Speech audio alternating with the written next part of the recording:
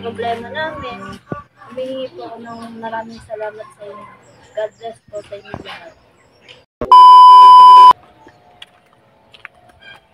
Andito tayo mga kasama sa Home Along the Riles. Papasyal tayo sa isa sa tutulungan natin dito. Samahan nyo ako.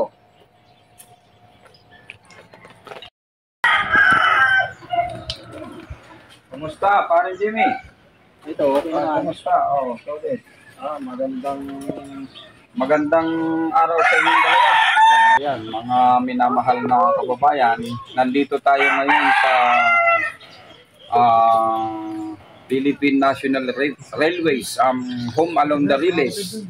Kasama natin ang mag-asawa na isang mabuting pamilya na kung saan naman ay maraming problema ngayon silang dinadala dahil sa kahirapan ng buhay, walang hanap buhay, may mga anak na maliliit na may sakit, at ang padre di pamilya ay may sakit din, mayroong diferensya sa mata.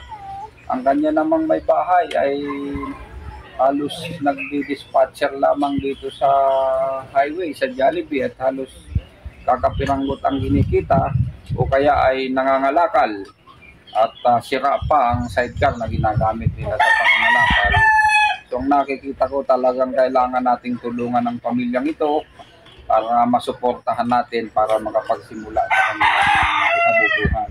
Hanggang dito na lang muna po mga kasama ang ating pagbisita ngayon na gagawin. Ako ay magpapaano muna at tanggapin nyo muna ang ating paunang tulong.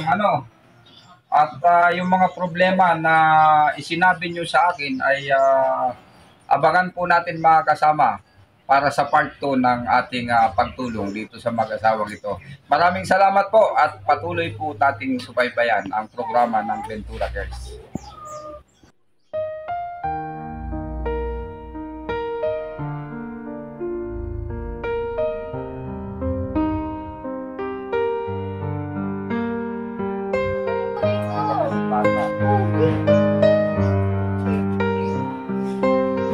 Tuloy na ako pare ha.